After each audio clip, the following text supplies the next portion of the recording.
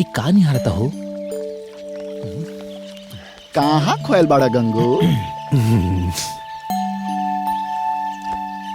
ही जेकर अमानत भाव के लौटावे के पड़ी।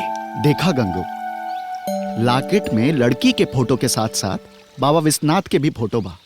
एकर तो मतलब पक्का बा कि लड़की बनारस के भी है। बिल्कुल सही। देखा भाई, हमरा हिसाब से अगर लड़की के खोजे के बा हाँ तो बनारस पक्का चले के पड़ी। हाँ, माने हमनी के बनारस चला जी तो वहाँ लड़की हमनी के स्वागत में खड़ा रही ना। कही कि आवत और लोग के स्वागत बा, हमारा लॉकेट लौटावा लोग का खाना खा के जइहा लोग। अरे तहनी के सब टोपे बड़ा सका। इतना बड़ा बनारस में इतना आसान बा एगो लड़की के खोजल? आसान तो नहीं खे गंगू, लेकिन खोजे के तो बा ना। सुना सन, 2 दिन के बाद देव दिवाली बा। हाँ। अब बनारस में ऐसा कोनो लड़की ना होई जौन देव दिवाली के दिन गंगा घाट ना जात होई। तो हमरा तो बुझाता कि उ लड़की घाट पे जरूर आई। चलल जाओ। यही बहाने हमन के घुमल फिरल हो जाई।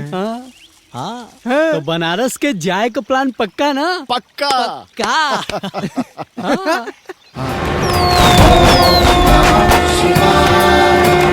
भानुकोटि भस्वरं भवाति तारकं परं नीलकण्ठपिंसितार्थदायकं त्रिलोचनं कालकालभङ्गुचक्षमक्षशूलमक्षरं काशिकापुराधिनाथ कालभैरवं भजे। भैया, यहाँ के नजारा देख के कितना बढ़िया लागता। बाबा के नगरी की बातें निराला बा। जय बाबा विश्वनाथ। बस ये लॉकेट वाली हमके मिल जाए, ये लॉकेट होके वापस कर दी और धन्यवाद बोल दी।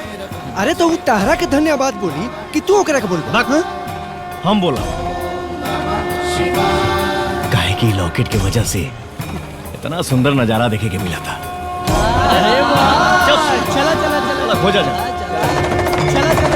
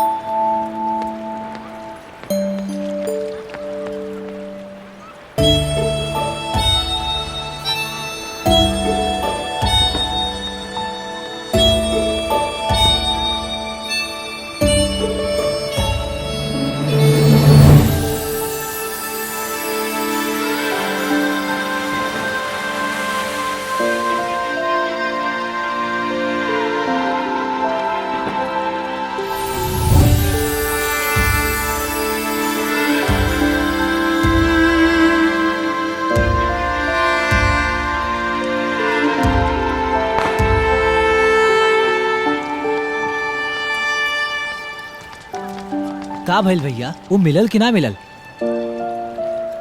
पूरा घाट छान मरनी,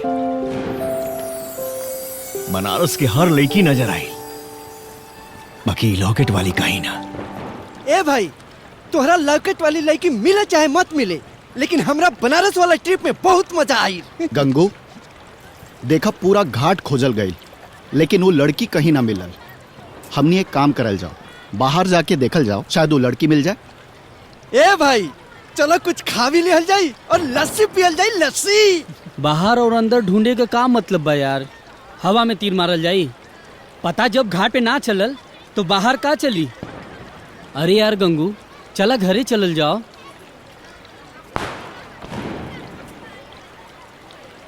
चला चला चला।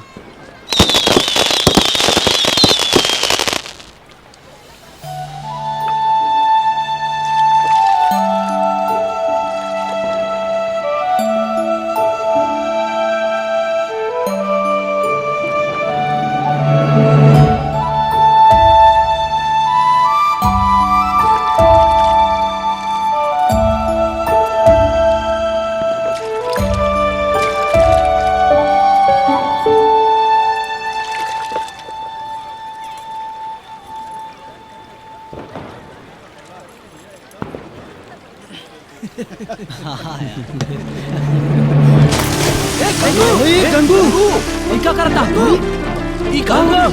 गंगू, हाँ? तू कहाँ जाता? का चल भाई हमनी वो चल जाओ।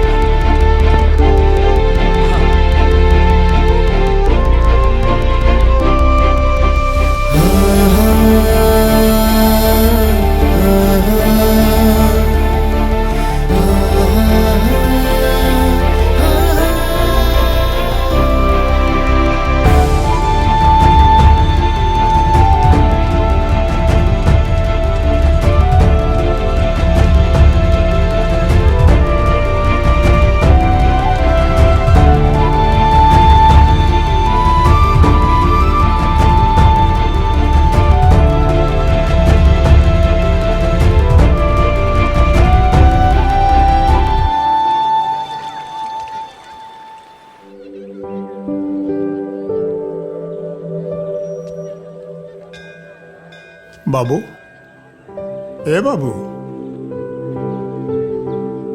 उठा उठा बाबू, बिहान हो गए।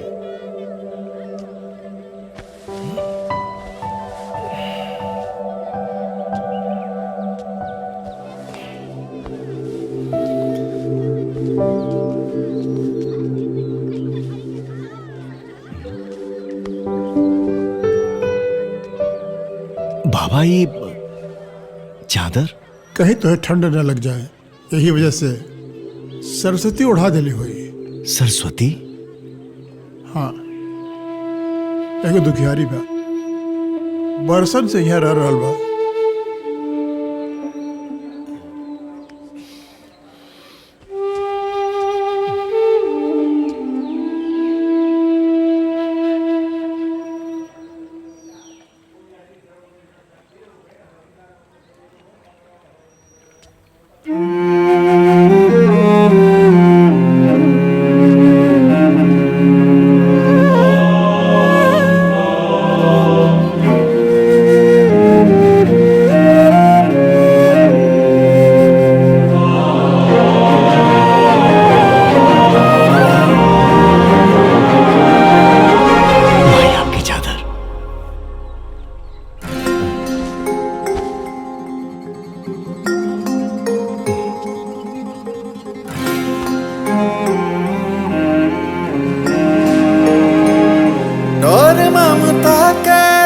संजोग से छुएला रे,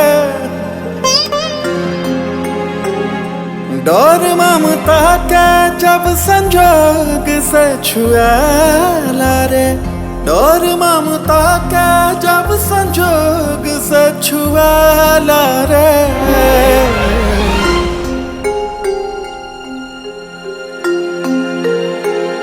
खून जब खून से सटेला तब बुझाला रे, खून जब खून से सटेला तब बुझाला रे।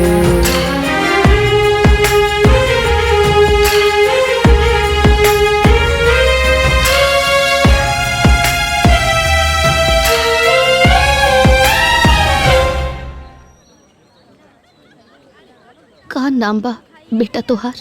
हमार नाम गंगू हमाई। गंगा माई तोरा पर कृपा बनवले रखस। गंगू, तू यहाँ बड़ा, हमने कहाँ कहाँ खोज लेनी।